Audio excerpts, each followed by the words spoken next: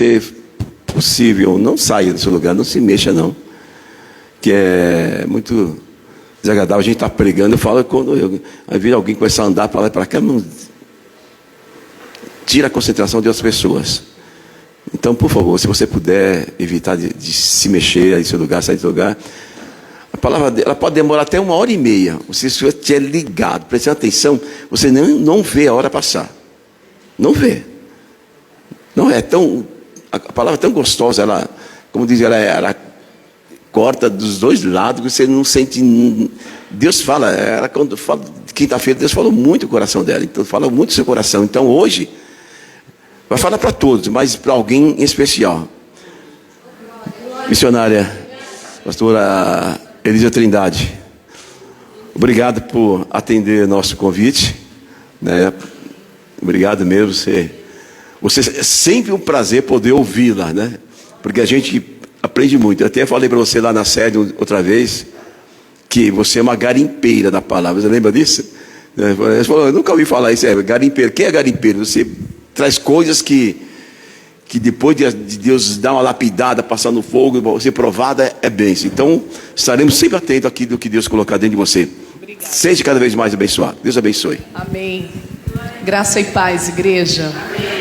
Para mim é um grande prazer atender o convite do pastor Miguel, estar aqui na Formosa de Cristo, que é a minha casa.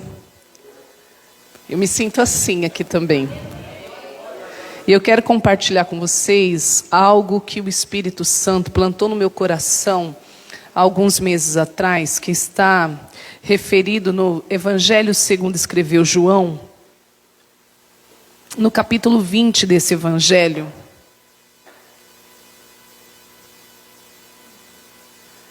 Um texto muito conhecido e maravilhoso que diz a epígrafe assim: Jesus não está no sepulcro. Evangelho de João, capítulo 20, verso de número 1.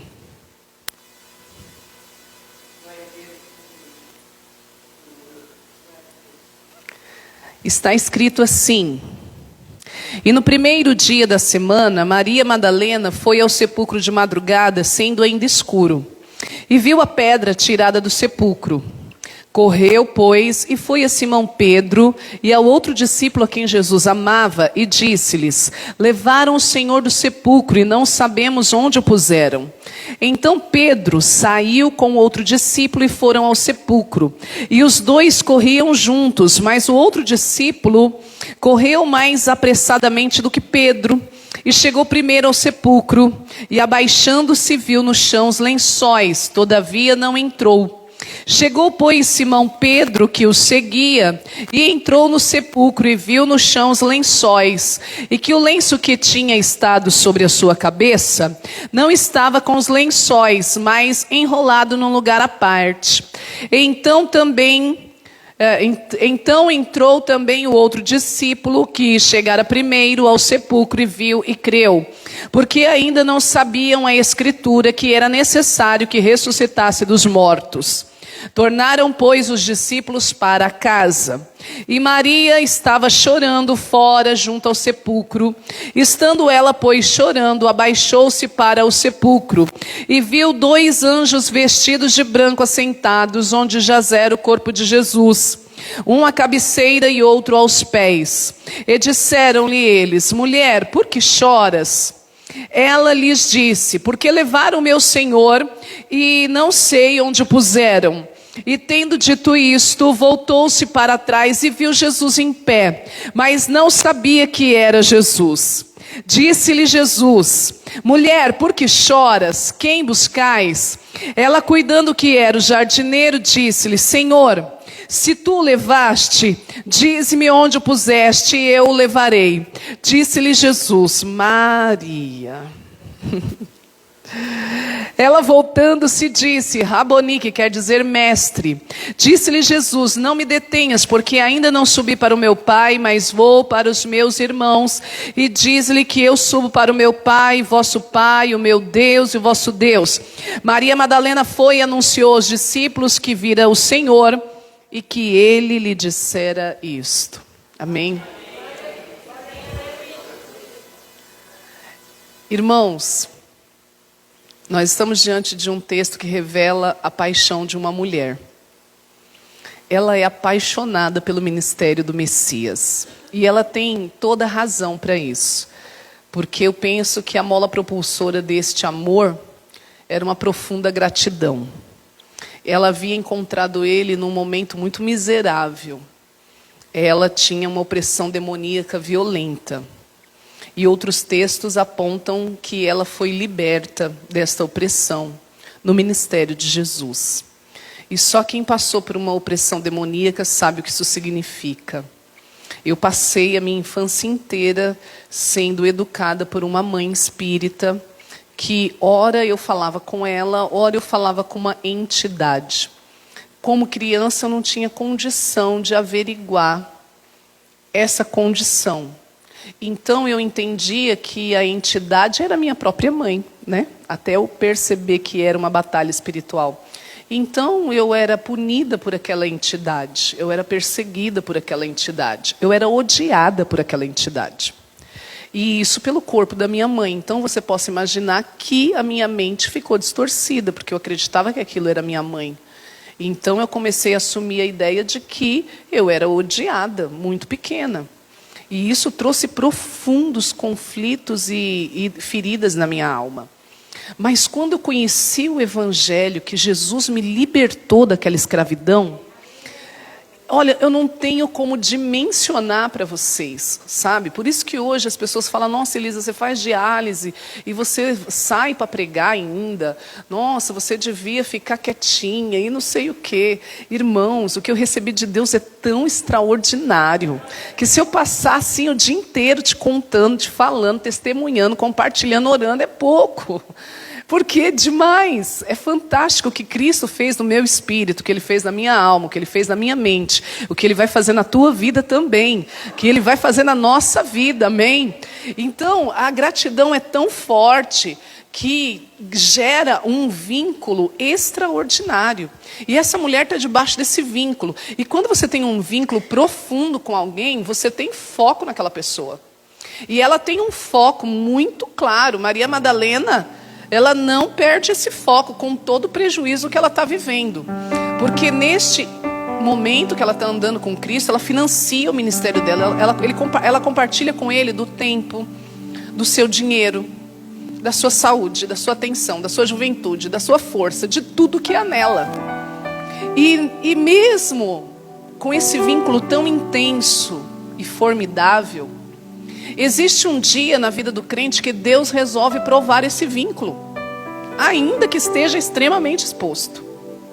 Ele ainda diz, eu vou provar mais um pouco este vínculo, porque ainda preciso aperfeiçoar alguma coisa. E a Bíblia diz que nessa prova, ela chega numa data que na semana cai numa sexta-feira. E sexta-feira é um dia muito icônico, né? O próprio Messias, referindo-se a sexta-feira, ele disse assim, chegou o dia e a hora das trevas.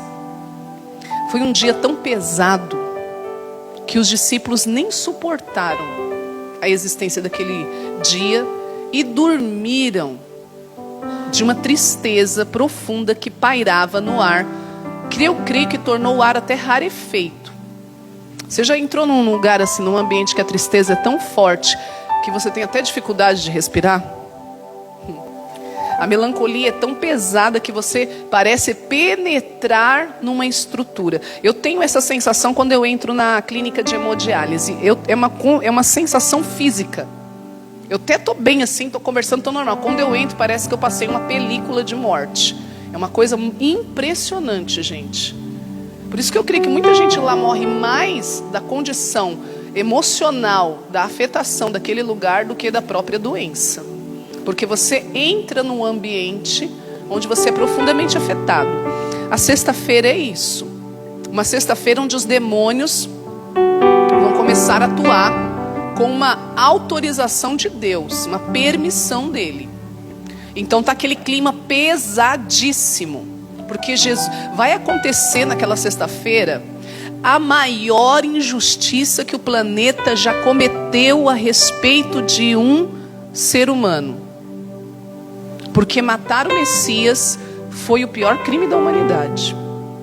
E agora Maria Madalena é espectadora, testemunha ocular desse fato. E é terrível você testemunhar uma injustiça. Por mais que você não seja o objeto dela, dói demais. Só quem passou por uma injustiça sabe o que isso significa. O trauma que isso gera. O efeito posterior disso é um trauma pós-guerra. Você tem todo o sentimento de alguém que esteve numa guerra, mesmo não estando mais fisicamente. Ela está vivendo este trauma, gente. Ela olha ele ser pego, torturado, vituperado, ensanguentado, crucificado e injuriado. E ela está ali assistindo com toda a paixão que ela carrega dentro dela. Você imagina a dor de Maria Madalena, a angústia. E na sexta-feira, irmãos, é um dia icônico porque até quando eu participei dessas coisas de ocultismo, a sexta-feira era um dia que se abria portais espirituais. Eles vão sexta-feira no cemitério. Eles vão sexta-feira numa encruzilhada. Eles se reúnem na sexta-feira para o movimento de esquerda. Que lá é chamado de esquerda, não esquerda politicamente falando. Mas a esquerda sempre está associada a uma coisa ruim, né? Por que será? E então eles se reúnem neste dia, sexta-feira, porque há uma energia que é liberada para potencializar a maldade. Ela está numa sexta-feira. Aliás, essa semana nós passamos por uma sexta-feira 13. Graças a Deus estamos cheios do Espírito Santo. Estamos cobertos no sangue do Cordeiro. Graças a Deus. Mas para quem não tem essa proteção e essa blindagem, realmente existe alguma coisa, né? Eles falam sexta-feira 13 é o quê? É um dia de azar. Então, sexta-feira é muito forte. Chega uma sexta-feira na vida da Maria Madalena. E talvez você esteja numa sexta-feira espiritual. O que é a sexta-feira? É aquele dia, gente, que você se sente absolutamente impotente. Não há nada que você possa fazer a respeito do problema. Por mais que você queira, por mais que você seja inteligente, por mais que você seja crente, por mais espiritual que você seja, existe um momento que não tem o que você fazer. E Jeremias, passando por esse momento, me deu uma dica e falou o seguinte: assente-se e espere em silêncio a salvação que vem do Senhor. Porque vem essa salvação. Você recebe isso no teu espírito? Jeremias me deu essa dica. Porque ele viveu uma sexta-feira também. Silêncio, não fala nada. Porque se você numa sexta-feira de impotência tentar ficar se debatendo igual um peixe fora d'água, você vai gastar energia à toa. E é melhor se economizar para a estratégia correta. Você recebe isso no teu espírito? Se economiza, não gasta energia mental, não gasta energia verbal. Tem gente que tem muita energia no falar, e tem gente que tem muita energia no pensar, e tem gente que tem muita energia no fazer. E às vezes gasta, não é para gastar. Porque tem aquela sexta-feira que você só pode ficar quietinho. E ela está quietinha olhando para a cruz do Calvário. E talvez você está aí também olhando para uma situação que você não consegue resolver, não pode resolver, não tem condição de resolver. Mas eu tenho uma ótima notícia para você. A sexta-feira passa. Amém? Profetiza para o seu irmão, fala: irmão, vai passar. Tenha força, porque vai passar. Tudo passa. A única coisa que não passa é a palavra de Deus, que subsiste eternamente. Mas a sexta-feira a prova passa. Qual é a pior sensação do planeta para mim? Eu acho, assim, já passei muita coisa. Mas assim, a sensação de morte, para mim é o pior sentimento que existe. Ela vem manifestada numa crise de ansiedade, sentimento iminente de morte. Ela vem através de um luto, porque você não conseguiu controlar a partida do outro. Ela vem em várias situações. Numa enfermidade incurável, porque quando você pega o laudo, como eu peguei o meu, que está escrito lá assim, insuficiência renal crônica em fase terminal. Incurável. É uma coisa assustadora. Então a morte é o maior inimigo da humanidade.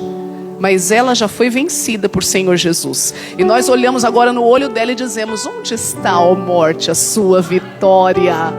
Porque aquele que está em Jesus, ainda que esteja morto, viverá. É uma pena que esse versículo geralmente é colocado em cantos funerários. Já viu que está escrito nos caixões e nas coroas de flores? Pena que está ali. Deveria estar na língua do crente contra o espírito de morte. E ela está vivendo agora um momento de morte. Morte do seu Raboni, morte da sua referência, morte da alegria que ela carregava. Nossa, morte em vários níveis. Morte, óbito físico. Óbito em todos os níveis. Eu imagino a tortura que Maria Madalena viveu aquele dia. E esses dias, gente, foi engraçado, foi numa sexta-feira. Por isso que essa palavra falou muito comigo. Foi numa sexta-feira. Eu estava sofrendo, por causa da insuficiência renal, um acúmulo no abdômen de líquido, que eles chamam tecnicamente de ascite. E a ascite foi se desenvolvendo, eu fiquei um ano e pouco desenvolvendo a ascite. E eu referia isso na clínica de hemodiálise e eu fui negligenciada. E eles cometeram muitos erros comigo. E aquilo piorou muito. E chegou um momento que foi tão perceptível a minha condição que teve uma pastora numa conferência que não se conformou. E eu já tinha ido em muitos hospitais. E o doente renal, para um hospital, é um BO. Por quê? O tratamento de doença renal é caríssimo, gente. Caríssimo para a prefeitura, é caríssimo para o governo. Enfim, é caríssimo. Então, eles fazem de tudo para não te internar. E eu correndo daqui e dali, os médicos, não, volta para a hemodiálise, fala com o seu médico, fala com o nefrologista, e eu para os pronto-socorro, pressão alta, mal-estar. Aí começou a comprometer tudo, eu não conseguia mais comer, porque eu vomitava, e eu não conseguia mais dormir, porque comprime os órgãos, o pulmão, você fica asfixiado, aí eu tinha que ficar sentada, enfim. Um monte de limite começou a acontecer, e a morte chegando. E essa pastora olhou e falou, não, eu preciso fazer alguma coisa a respeito da Elisa. Inclusive hoje eu vou pregar na festa deles. Eu estou muito grata por Deus levantar pessoas tão extraordinárias na minha vida. E ela lembrou de um membro na igreja dela que trabalhava no hospital e pediu para ele conseguir um encaixe para mim, para que algum médico me olhasse e existisse alguma coisa que pudesse ser feita a respeito da minha condição. E ele realmente conseguiu um encaixe no Jardim Neva com um médico chamado Dr. Christian, que falou, não, eu vou recebê-la, traz ela aqui, fala para ela entrar pela emergência e eu vou olhar e vou ver que exame a gente pode pedir. E marcou para mim numa sexta-feira. Eu entro na diálise 10 da manhã e estava programado para 8 da manhã. O enfermeiro falou, vai ser rápido, que ele só vai fazer os pedidos de exame. E aí eu falei, então vou deixar prontinho minhas coisas, e aí eu vou lá rapidinho, volto e vou para a diálise. E eu chego lá, o médico, olha, minha condição é bastante observável, então ele faz o pedido da tomografia, ele diz que eu não posso tomar contraste por causa da minha condição, mas que ele se propõe a ir pessoalmente assistir o meu exame para, se acontecer uma intercorrência, ele está lá para auxiliar. E aí me deu aquela segurança, né? E ele falou assim, agora nós vamos ver como que tá seus sinais. Aí vai aferir, a minha pressão estava 20/10. Ele já ficou assim. Aí ele, vamos tomar remédio. Você não tomou hoje? Eu falei, eu estou de estômago vazio, ia tomar na hora do café da manhã. Não faça isso, levei uma bronca merecida. E aí ele me deu o remédio, 15 minutos depois ele volta, tá 24/12. Ele me dá mais remédio, ele volta, tá 26/17. Aí ele me dá mais remédio, ele volta, tá 27/16. Aí ele olha para minha cara e fala, amada, você não vai ir para diálise hoje, você vai para UTI agora, porque eu preciso te colocar no hipotensor chamado Nipride, que só pode ser ministrado sendo monitorado. Lá vai eu, gente, não tinha falado para ninguém, não tinha avisado para ninguém, achei que era um negócio rápido, nem meus filhos estão sabendo, eu não volto para casa. Aí entrega seu celular, tira a roupa, põe essa camisola, UTI agora, e nem vai mais fazer o exame hoje. Hoje a prioridade é diálise. Ele olha para mim e fala assim, eu acredito que nós vamos tirar de você 10 litros de água. Eu olhei para a cara dele e falei, o quê? Eu tô com tudo isso dentro do meu corpo. Ele falou, pela minha experiência, acredito que sim. E nós vamos começar a diálise imediatamente. E eu falei, como que o senhor vai saber que saiu 10 litros? E como que o senhor sabe? E ele falou assim, a gente só vai parar quando você passar mal. E eu sei o que é passar mal na diálise, gente. O efeito colateral de uma diálise é violento. E então a expectativa era péssima, porque passar mal na diálise, misericórdia. Eu falei, meu Deus, daqui a pouco vai começar tudo. todos aqueles sintomas, eu já comecei, uma tristeza, gente, porque eu já passei mal na diálise a ponto de perder consciência, de precisar ser estabilizada com uma equipe em cima de mim que ficaram perdidos, porque eu não voltava. Deus teve misericórdia, foi uma experiência espiritual mesmo. Eu entrei na glória e voltei. E os intercessores que estavam orando por mim, em outros estados, teve a mesma visão. Falou: Elisa, eu vi você subindo uma escada, e quando a porta abria, a voz dizia, falava, volta, e você descia a escada de novo. No dia que eu perdi a consciência, passando mal na diálise. Então eu já tinha aquele registro do que é passar mal. E aí fui para a UTI, gente, aquela angústia, o espírito de morte ali face a face comigo. E olha, eles entraram com niprid, eles entraram dieta hipossódica, eles entraram com diálise, eles interagiram com antihipertensivos, vários, mais de 8, que nem o SUS quis me fornecer depois, porque a farmácia do SUS olhou para mim e falou assim: nenhum ser humano pode tomar 480 antihipertensivos por mês, portanto nós não vamos te dar. Eu tive que buscar de novo uma carta especial, para você ter noção o tanto de medicação que foi usado para tentar controlar a situação, e não controlava. Então eu olhava para o monitor, estava lá 27/16, 27/16, com toda essa interação. Era desesperador. E aí eu comecei a ter espasmo estomacal, porque é o último estágio da encefalopatia. E todo aquele sintoma, aquela sensação horrível de que eu estava morrendo. E uma morte lenta, né? Porque se você apagou, morreu, ai, glória a Deus, já estou na glória. Mas sem morrer devagarinho é a coisa mais terrível, gente. E aquele desespero dentro da minha alma. E eu fui parar naquela sexta-feira e eu me lembrei de Maria Madalena, porque foi a palavra que o Senhor me curou. A Maria Madalena ficou assim, gente, com aquela impotência. Mas naquela minha sexta-feira desesperadora, foi uma coisa muito interessante que o Espírito Santo fez para preservar a minha alma. O Dr. Christian ficou tão impressionado com a minha condição que ele saiu da UTI do Jardim Iva e foi para uma UTI em São Caetano. Quando chegou em São Caetano, tinha um moço que tinha tido mal súbito, estava em coma, e tinha uma acompanhante do lado, e o Dr. Christian chegou lá para cuidar do moço, aí ele começou a contar do meu caso pro acompanhante, e ele deu características que o acompanhante disse assim: eu conheço essa mulher, o senhor está falando dessa pessoa aqui? E mostrou minha foto no celular. O Dr. Christian falou: é dela mesmo que eu estou falando. Aí o Dr. Christian olhou para ele e falou: o senhor conhece? Ele falou: eu oro por ela há 20 anos, eu sou amigo pessoal dela, onde que ela está? Me conta. O Dr. Christian pegou o pastor Wilson e levou no hospital para me ungir. Olha, gente, que coisa tremenda. Eu estou lá passando mal, quando eu abro o olho, o pastor Wilson me ungindo. E eu falei: pastor, como que o senhor sabia que eu estava aqui? Aí ele me contou esse mistério.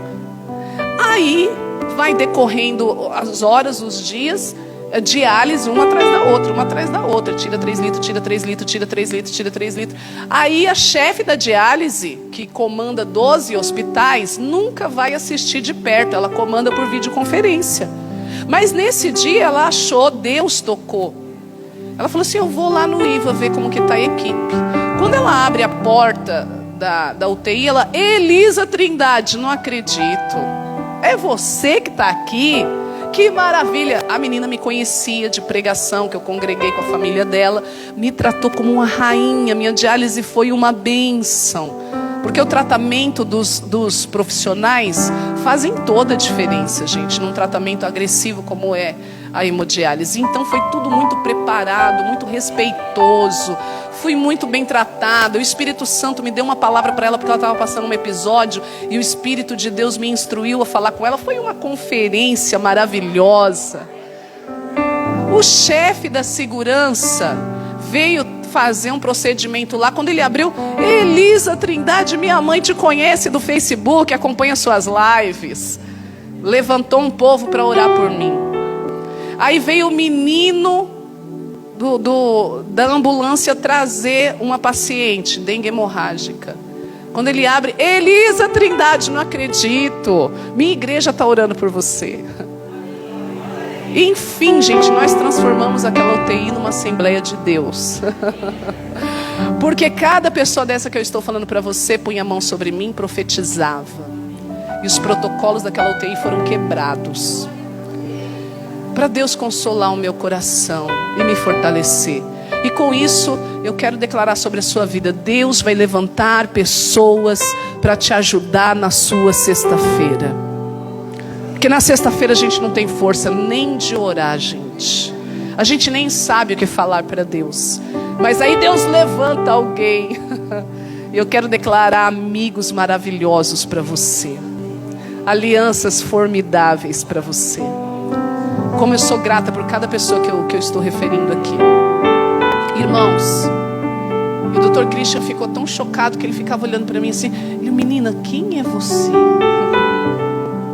Eu brinquei com ele, pastor Miguel. Eu falei assim: eu sou uma subcelebridade, o senhor não tem noção.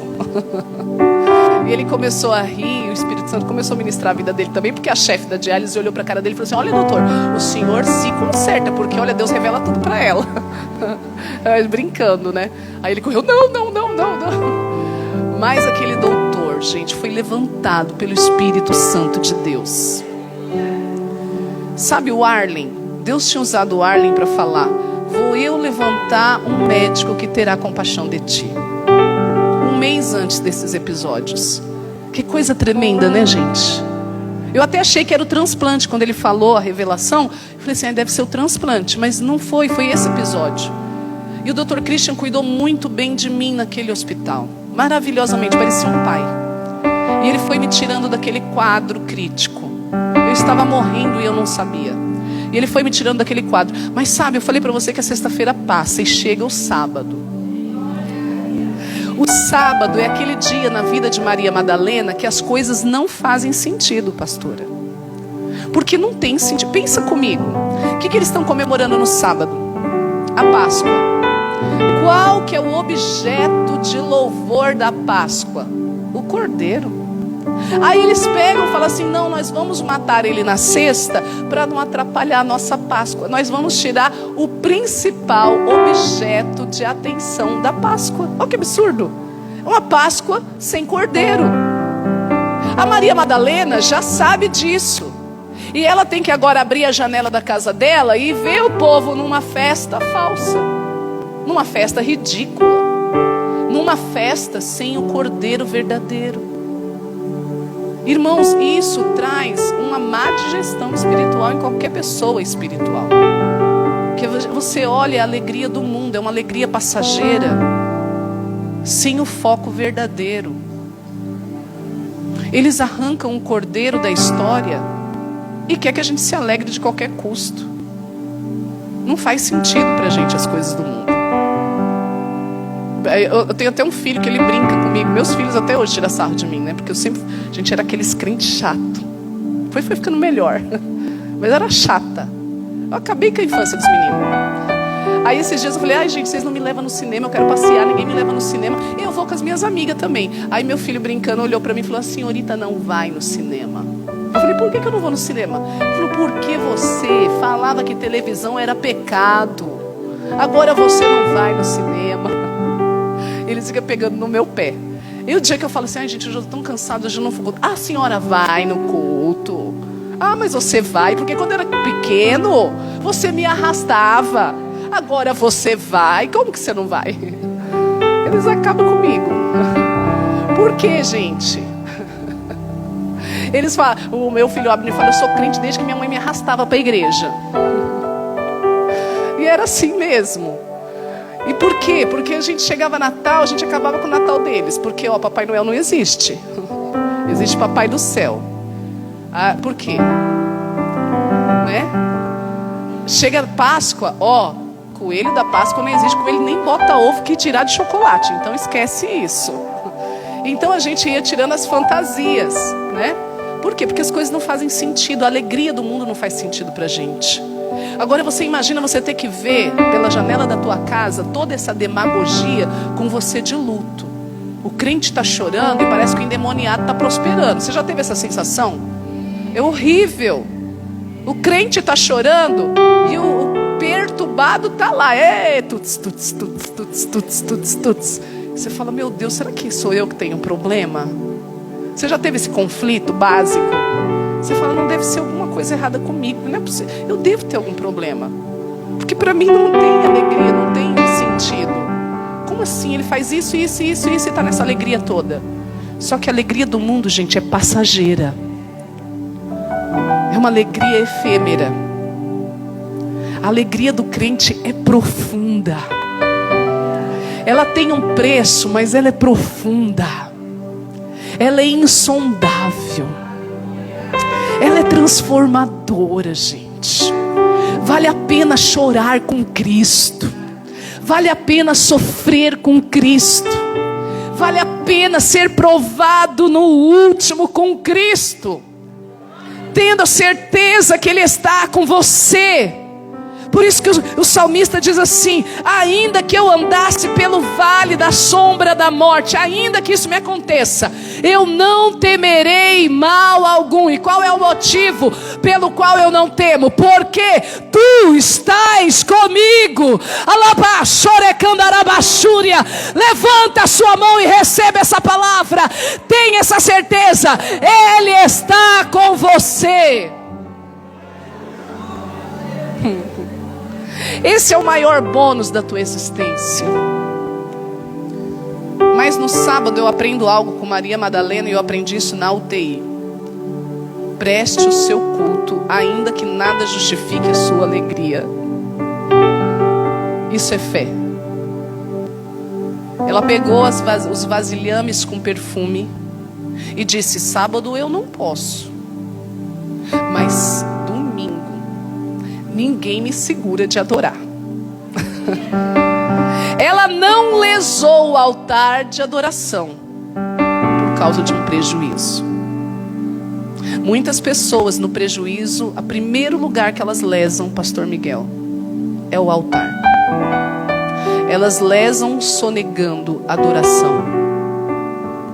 Elas lesam sonegando oferta. Elas lesam o altar sonegando atenção. E quando você pergunta por que você não está dando atenção ao altar, ela diz: porque eu sofro isso, porque eu sofro aquilo, porque eu passei por um divórcio, porque eu passei por um luto, porque eu passei por um desemprego, porque eu passei por... Elas justificam lesar o altar por causa de seu prejuízo. Mas eu aprendo com Maria Madalena que em nenhuma hipótese eu vou lesar o altar. Quem recebe essa palavra? E se você tem lesado o altar, peça perdão a Deus. Quem compreende o que eu estou pregando? Não lese o altar. O altar é o lugar do seu sobrenatural. O altar vai te dar vida.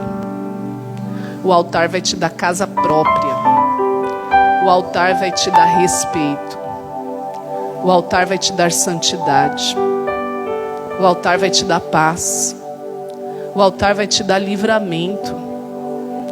O altar vai te dar prosperidade. O altar não deve nada a ninguém. Por isso nós não devemos lesá-lo em face ao maior prejuízo. Eu aprendi isso dentro da UTI, porque, irmãos, eu digo para você que o sábado chega, e no sábado chegou para mim na UTI. E olhando para o meu quadro, não cedia a pressão. O médico falou: quando ceder, a gente te desmama imediatamente do Nipride e te manda para a enfermaria. Isso não acontecia. Então me deu um desespero.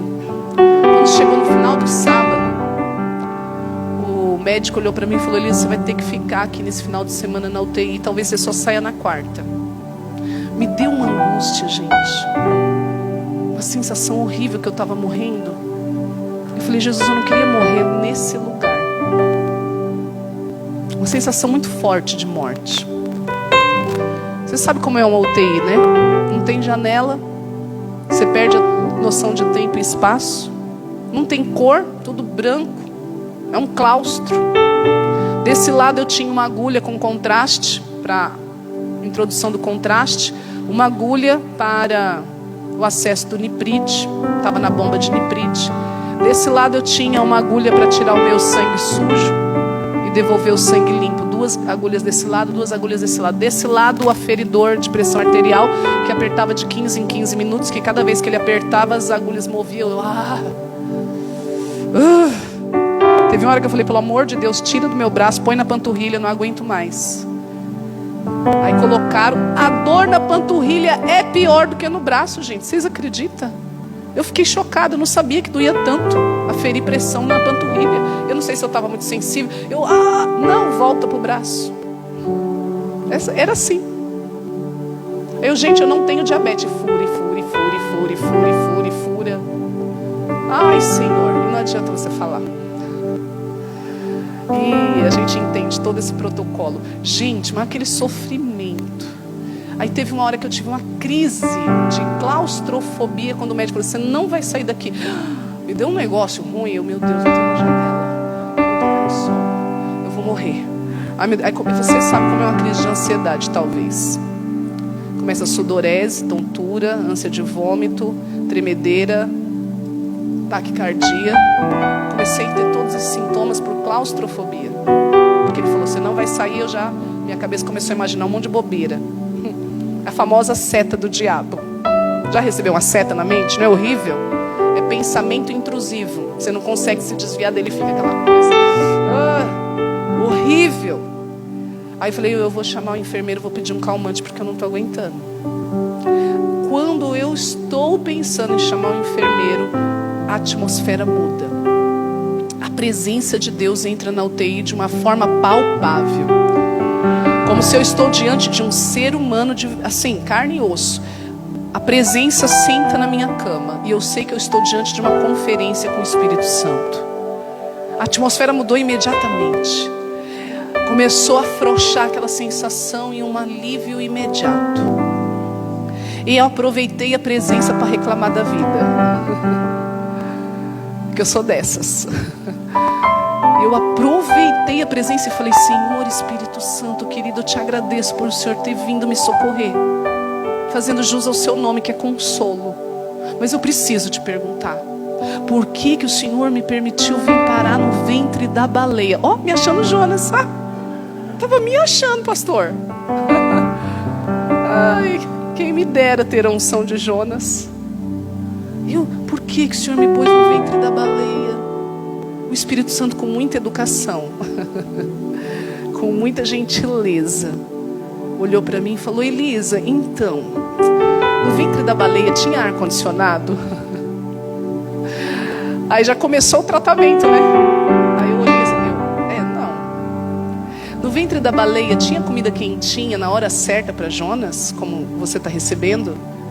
Não. Já fui, né? Desarmando. Aí ele falou, no ventre da baleia tinha um colchão para ele reclinar o corpo? Eu falei, não. Ele falou, então, você não está no ventre da baleia. Mas mesmo que você tivesse... Elisa, lembra como Jonas entrou no ventre da baleia? Eu falei, lembro, ele estava rebelde, desobediente, perturbado, endemoniado. Aí ele falou, então, mas você lembra como ele saiu do ventre da baleia? Eu falei, nossa, ele saiu com uma unção, que ele ganhou uma cidade inteira para o Senhor. Que unção é essa? Que autoridade é essa que até os animais jejuaram, gente? E o Senhor, o Espírito Santo falou para mim assim, então Elisa, é exatamente isso. Você entrou aqui de um jeito, mas você vai sair dessa UTI muito melhor do que você entrou. Isso aqui é um tratamento, é uma cura para você. Eu estou trabalhando em todos os detalhes para manter você viva. Porque eu preciso de você viva. E eu fiquei tão feliz com aquela palavra. E ele continuou. E ele disse assim para mim, Elisa, você está como Paulo e Silas na prisão. Você estava cumprindo um propósito e está momentaneamente presa. O que eles fizeram quando estavam presos? Eu falei, eles cantaram e oraram dentro da prisão. Ele falou, por quê? Porque o foco deles era a presença. Eles não estavam cantando e orando para ser livres da prisão. Eles não cantaram para quebrar as cadeias da prisão, como a gente canta hoje para se livrar da prova. Não. Eles cantavam porque eles jubilavam por serem dignos de padecer o sofrimento do Messias. Compreende a diferença? Ele, portanto, Elisa, eu quero que você levante um altar de adoração dentro dessa UTI. Porque a partir do momento que você mudar a forma como você está olhando essa situação e começar a adorar, vai gerar um campo de força em volta da tua cama. E o espírito de morte vai soltar o teu caminho. E eu compreendi aquilo. E fui me ajoitando na cama do jeito que eu podia, com aquelas agulhas, com aqueles procedimentos. E eu fui oferecendo ao Senhor um culto de adoração. A moça do meu lado era crente, eu não sabia, mas quando a gente começou a adorar, ela também começou a adorar. Aí ela cantava, eu orava, ela cantava e nós nos tornamos os atuais Paulo e Silas na prisão. Ai, que delícia!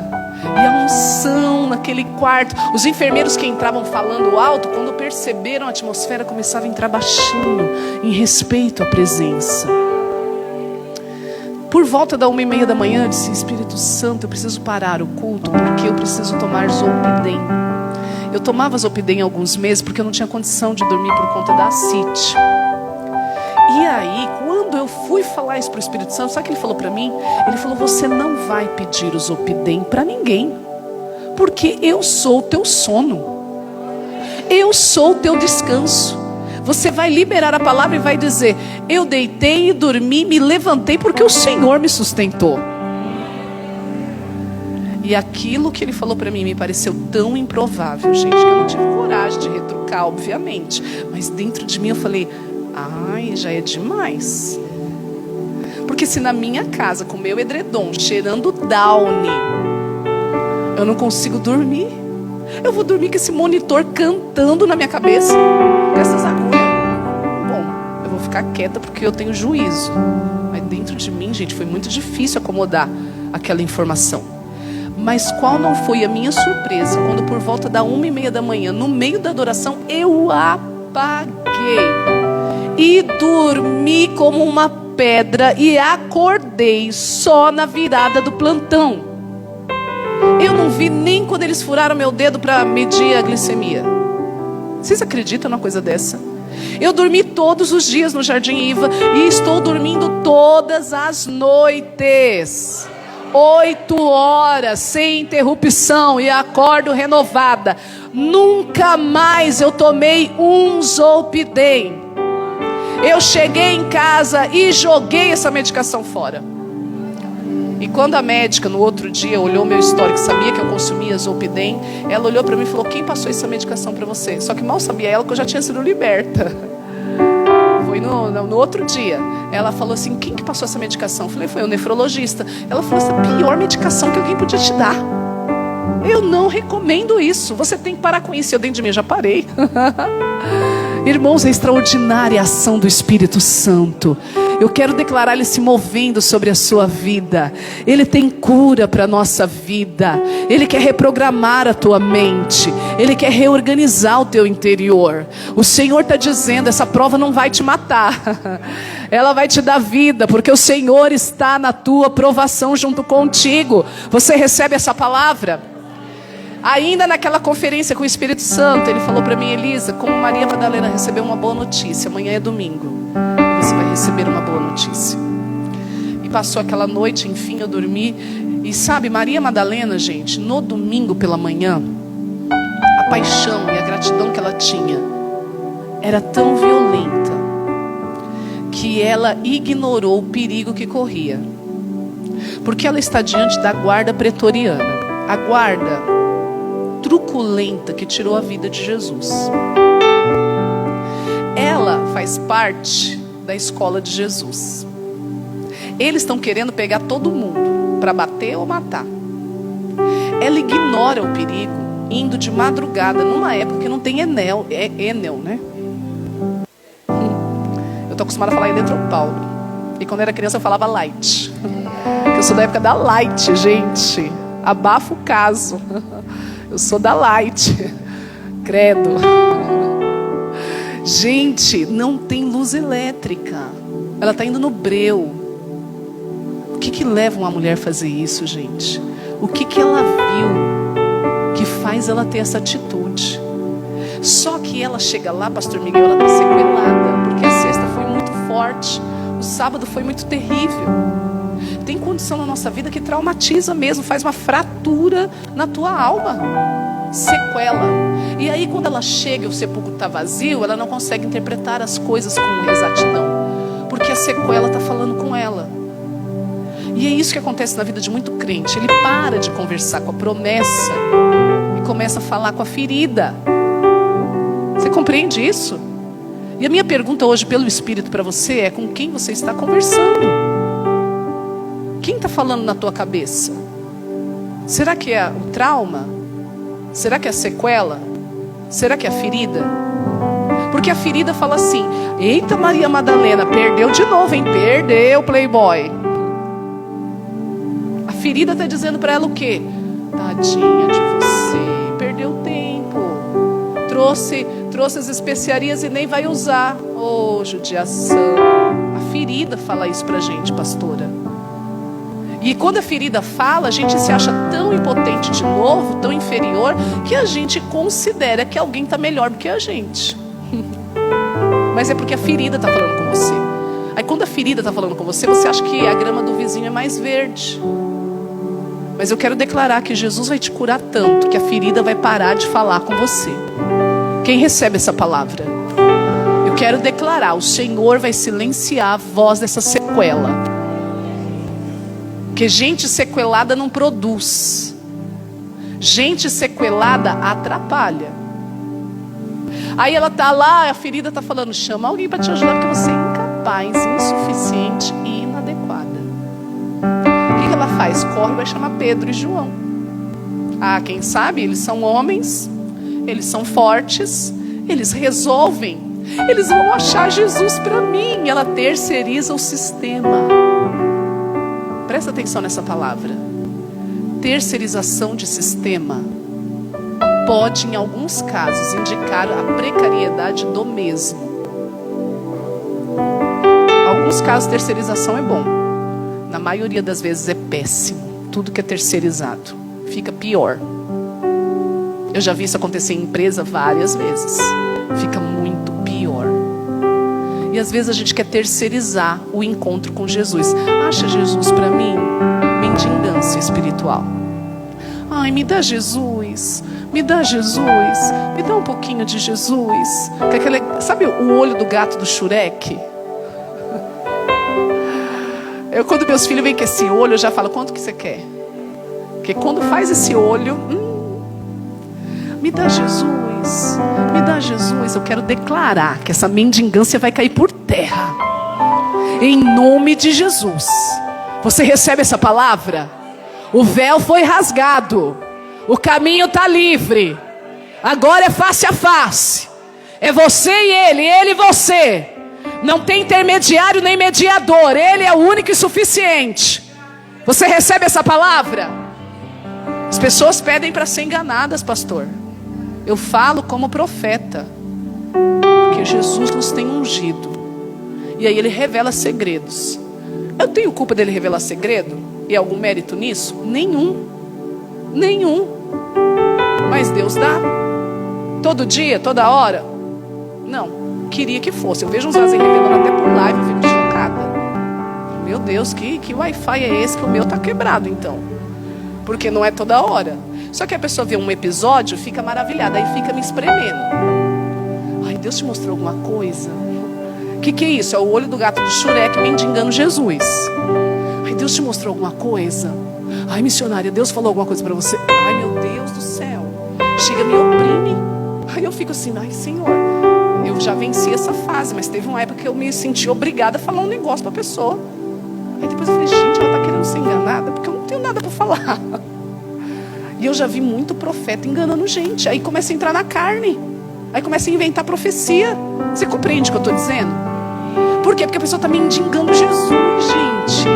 Está igual Maria Madalena ou Pedro. Ô João, acha Jesus. Acha, eu perdi, não sei onde ele está. Cadê ele? Me ajuda.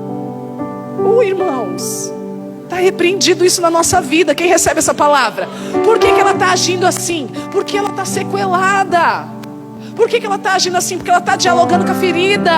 Por que ela está assim? Porque a voz que está falando não é a voz da promessa. Aí lá vem os dois. Olha a cena. Olha a incompetência.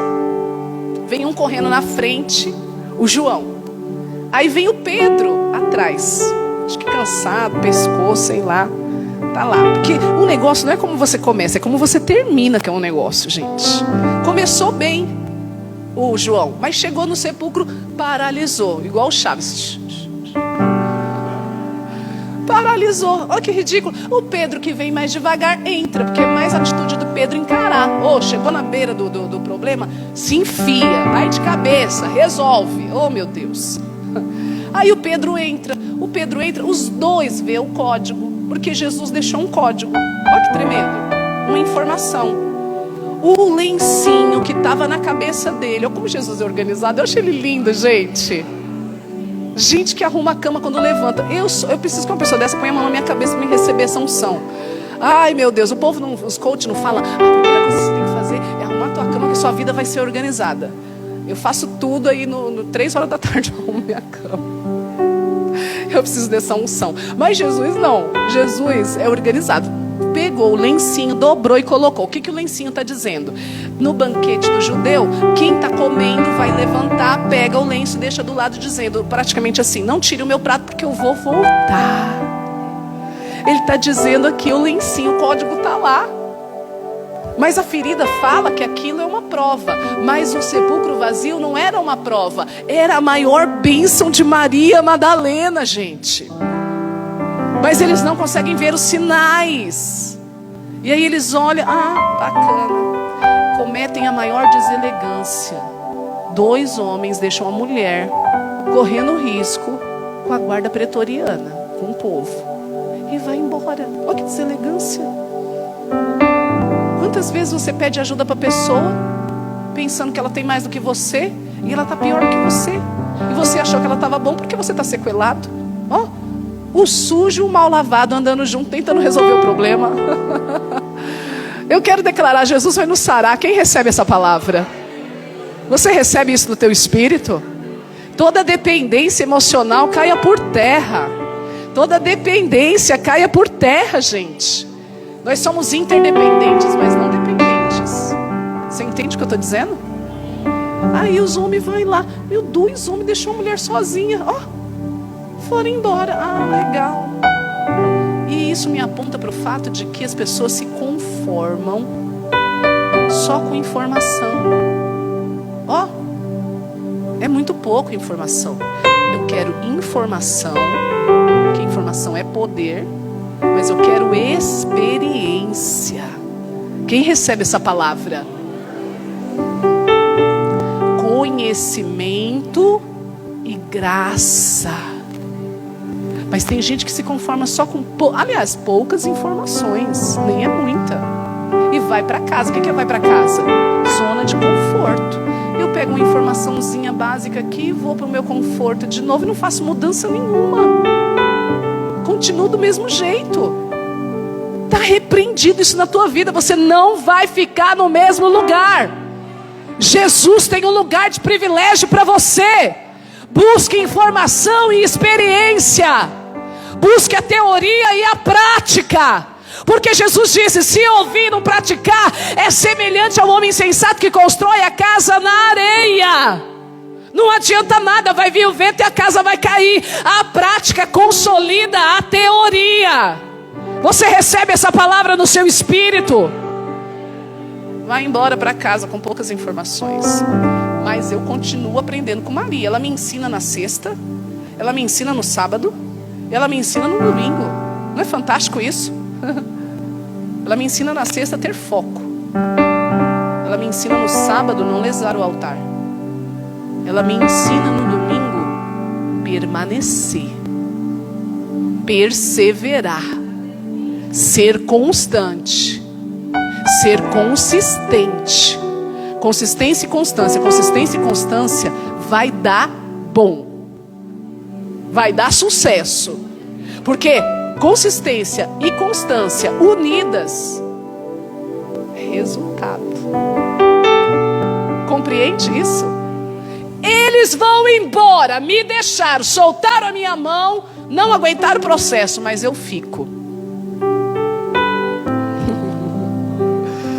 Eu pago o preço. E quando alguém suporta o processo na adoração, o céu começa a ativar. Ela baixa para o sepulcro de novo, como quem diz: eu vou achar. Tem uma resposta, gente. Tem que ter uma resposta. Eu não aceito menos do que uma resposta. E ela está olhando o sepulcro e ela vê 2 anjos. Gente, o céu já começou. Quando ninguém dá nada, quando todo mundo vai embora, quando tudo acaba, o céu começa. 2 anjos. Olha, muita gente ia se conformar já com 2 anjos, já estava ótimo. Gente, você já viu 2 anjos? Eu já vi 2 anjos, vocês acreditam? Na hemodiálise desceu 2 anjos. Eu fiz um propósito. Eu estava orando com um ministro, um mentor. Ele falou, você vai fazer um propósito para você ver o anjo do teu ministério pessoal que caminha com você, o que te guarda desde criança, que existe, e o que trabalha com você no ministério. Você vai orar para o Espírito Santo revelar onde eles estão e como eles chamam. Eu achei uma doideira aquilo, mas eu falei, nossa, eu gosto disso. Ai, gosto desses desafios. Ora na madrugada, ora.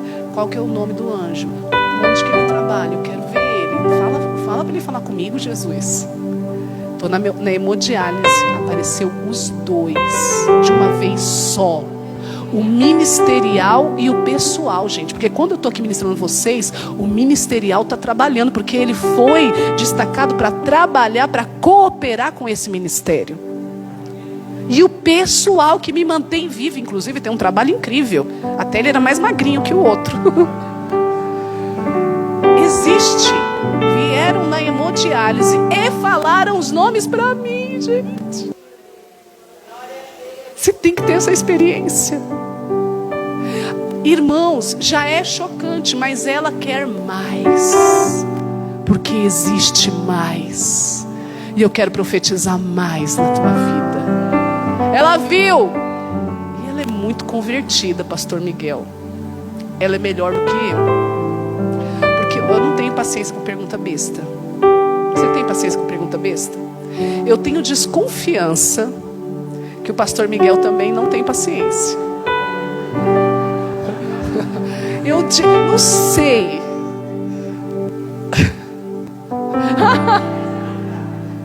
Eu não suporto pergunta besta, gente. E o céu, às vezes, ele vem com obviedades.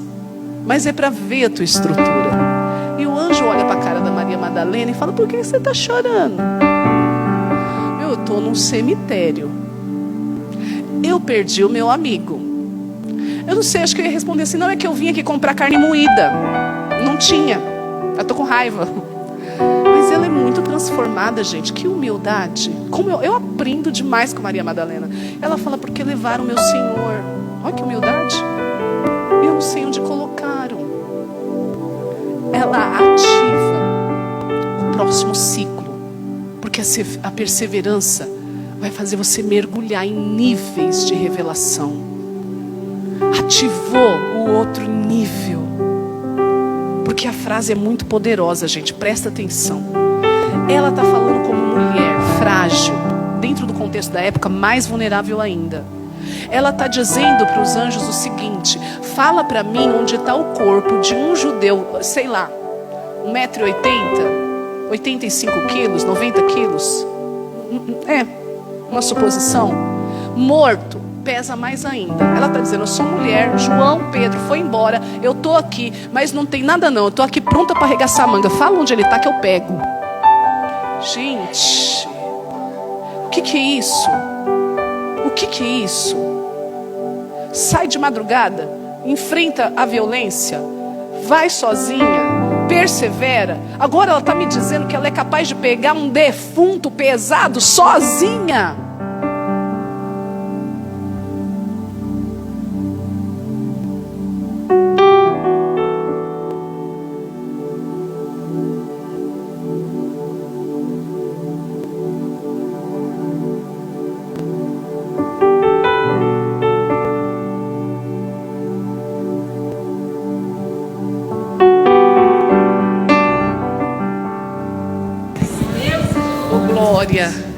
Irmãos, olha, Jesus ouve aquilo, Jesus fica chocado, impactado. Isso é só uma forma de expressão, claro, ninguém surpreende Jesus. Mas presta atenção que Maria Madalena conseguiu com perseverança, paixão e todos esses ingredientes que eu estou discorrendo aqui. Ela conseguiu que Jesus abrisse um parênteses para falar com ela. O que é parênteses numa narrativa? É um espaço na história para dar uma explicação razoável. E eu quero profetizar que vai ter um parênteses na tua vida. Ele abre um parênteses. Por que é um parênteses? Porque aquela revelação não é para Maria Madalena, é para a humanidade. Ele está cumprindo um propósito que tem um itinerário. Ele falou: como Jonas passou 3 dias e 3 noites no ventre do grande peixe, assim importa que o Filho do Homem passe 3 dias e 3 noites no seio da terra. O que ele foi fazer no seio da terra? Pregar aos espíritos em prisão. E aí ele está subindo para cumprir o que o salmista também tinha profetizado: abram portais eternos e deixem entrar o Rei da Glória. Quem é esse Rei da Glória? O Senhor dos Exércitos é o Rei da Glória. E por que ele está subindo para entrar nos portais eternos? Para cumprir também o que o escritor aos Hebreus vai dizer, que ele foi assumir. E no capítulo 9 de Hebreus está escrito: não com sangue de bode, nem de carneiro, e agora eu digo como brasileira, nem com sangue de galinha preta, mas com seu próprio sangue ele ia tomar posse do sacerdócio segundo a ordem de Melquisedeque, um sacerdócio infinito, para conquistar povos, línguas e nações. Olha o que ele vai cumprir: para receber um nome que está posto sobre todo nome, e que diante desse nome toda língua confessará e todo joelho se dobrará. Ele está fazendo algo para a humanidade, para o arquétipo de Adão. Mas uma mulher que uniu constância e consistência conseguiu fazer ele parar. Isso é muito sério. Ele para dar uma resposta. E ele não só para dar uma resposta, mas para comissionar, para cumprir o que está em Isaías 61. Ele próprio disse acerca de si, agora está sobre a igreja: eis que o Espírito do Senhor Jeová está sobre mim, pelo que me ungiu para pregoar as boas novas aos mansos, e abertura de prisão aos presos, e declarar liberdade aos cativos, e dizer acerca dos tristes de Sião, que se lhe dê óleo. Quem é que está triste? É Maria Madalena, mas vai dar óleo de alegria em vez de veste de tristeza, espírito de louvor em vez de coração angustiado, para que Maria Madalena, eu e você, nos tornemos carvalhos de justiça, ou seja, alguém robusto na fé, carvalhos de justiça, e sejamos conhecidos como plantação do Senhor. Para quê? Para edificar os lugares que antigamente foram assolados de geração em geração. Ele está tirando o luto de Maria Madalena. Para de chorar, que não é lugar de cemitério. Vamos virar a página. Próximo nível, entra nele agora com essa unção que eu te autorizo. E essa unção é uma unção de ressurreição. Vai lá e fala que eu estou vivo.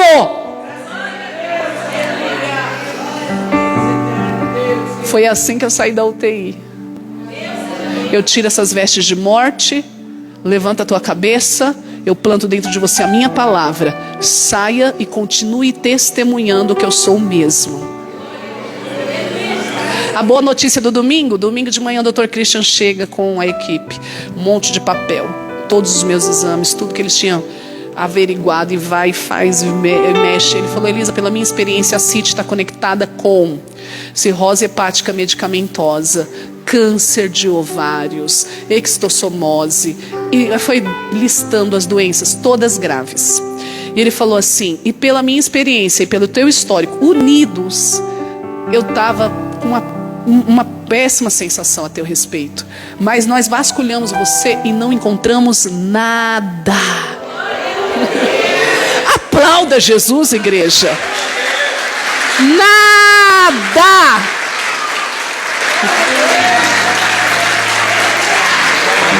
Aleluia. Amém. Aleluia. Eles tiraram de mim 13 litros e meio, nem foi 10, 13 litros e meio de líquido. E eu fiquei ótima. Tô comendo bem, dormindo bem. Voltei a subir escada, voltei a fazer faxina. Olha, uma bênção. Uma bênção. Ainda trato, claro, como vocês sabem, na diálise. Mas eu estou muito bem, graças a Deus. Dentro do meu quadro eu estou extremamente estável. E eu louvo a Deus porque eu sei, irmãos, com A mais B, que não se trata da medicina ser tão boa e nem o Deus ser legal. Existe uma unção de ressurreição. Eu ressuscitei. Você compreende? E é tão interessante a mudança que depois que eu saí da UTI, todas as pessoas olham para mim e falam: Lisa, o que aconteceu? Nossa, você está tão diferente. Nossa, você está tão bem. Eu louvo a Deus, gente. Eu louvo a Deus. Porque a unção é real. Ela é um fato. Ela é mais real do que essas paredes. E eu quero declarar um domingo de vitória na tua vida. A sexta-feira vai passar, o sábado vai passar e o domingo traz consigo boas notícias. Amém?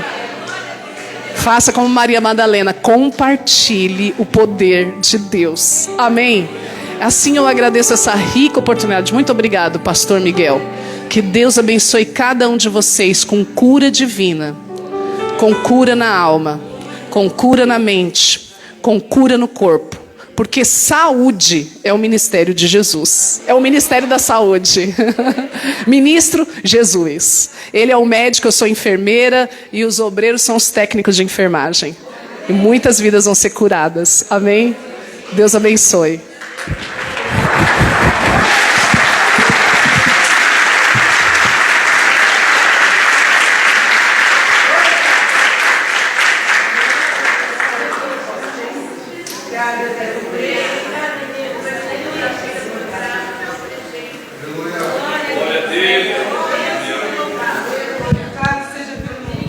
Ufa, depois de ouvir uma palavra dessa aí, a gente pensando assim, pensei que a minha cruz era pesada. Duas coisas gostaria de falar. Faz 2, 3 dias que eu ia pregar domingo sobre Maria Madalena, Caprichão 20. Mas tudo meu rascunho não tem nada a ver com o que você falou. Deus é muito grande, Deus é lindo demais. Que bênção poder ouvi-la, né? Quando você disse também que sentia como se fosse a morte chegando ali. No começo das minhas químio.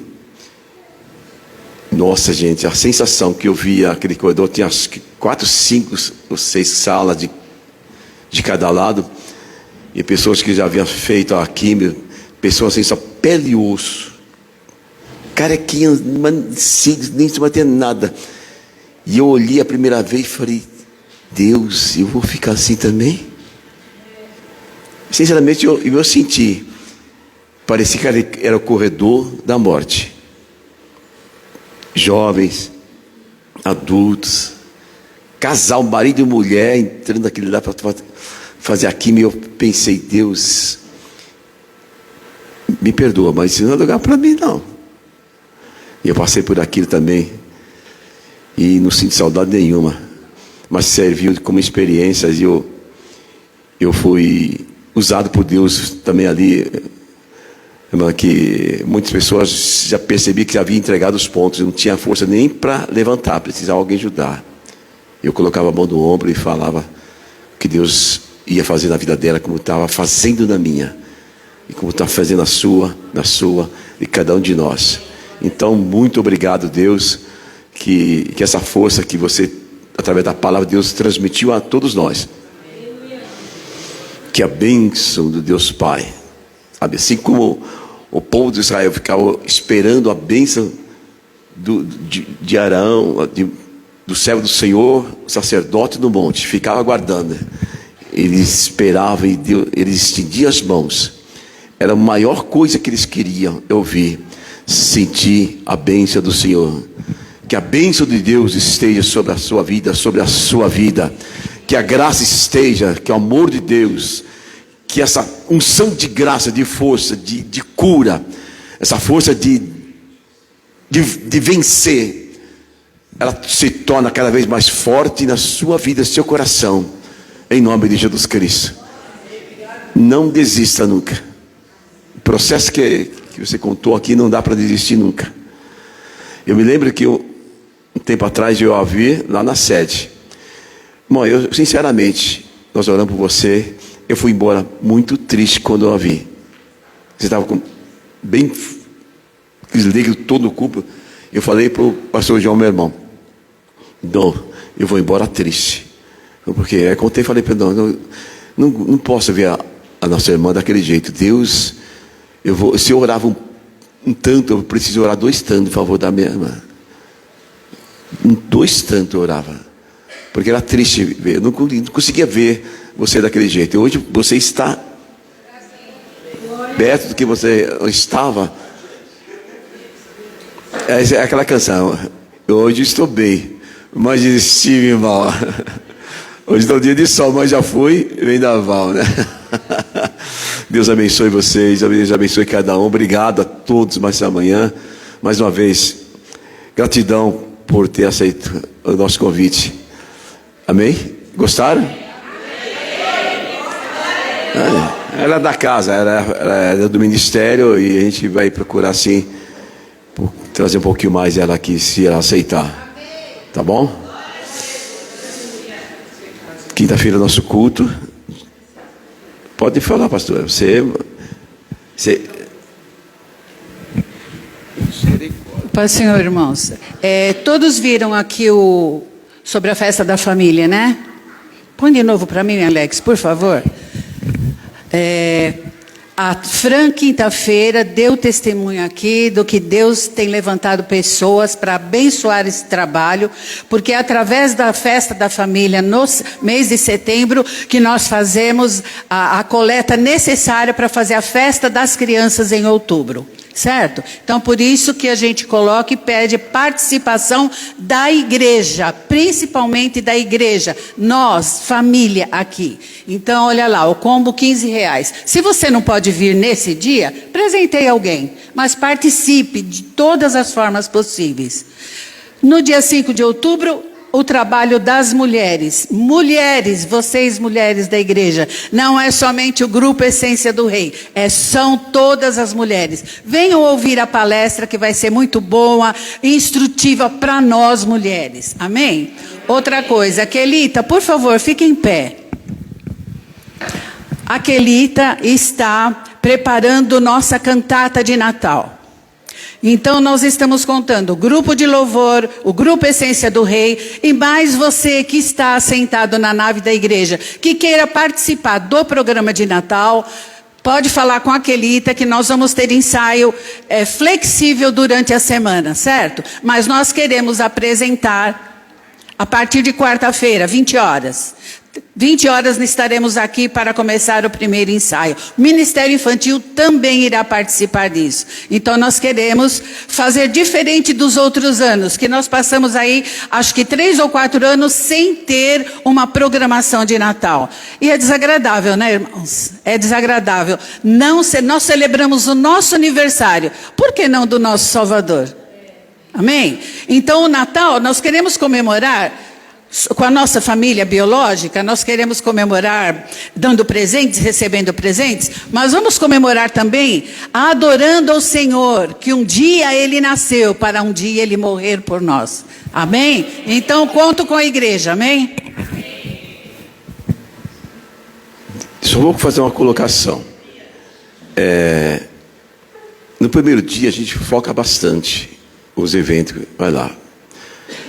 Eu disse para vocês uma vez, não tem coisa mais chata, mais desagradável, mais triste para o pastor ficar implorando para alguém vir no trabalho da igreja. Não tem coisa mais triste para a gente como pastor ficar, vem, por favor, como, por favor, participa. Isso esgota a gente.